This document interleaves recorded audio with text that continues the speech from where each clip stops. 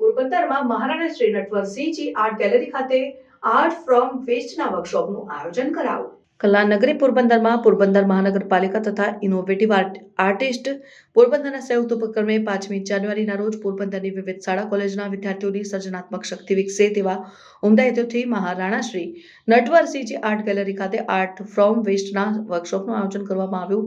Shri PM Jawahar Navodaya વિદ્યાલયના art teacher Ranjitsinh Sisodia દ્વારા વિદ્યાર્થીઓને આ વર્કશોપમાં માર્ગદર્શન આપવામાં આવ્યું હતું. પોરબંદરની વિવિધ શાળા કોલેજના કુલ 45 જેટલા વિદ્યાર્થીઓએ ભાગ લઈ પોતાની સર્જનાત્મક શક્તિ દ્વારા કૃતિઓ બનાવેલ. પોરબંદર મહાનગરપાલિકાના commissioner Shri H. Prajapati, deputy commissioner H. Patel, deputy commissioner Manan A.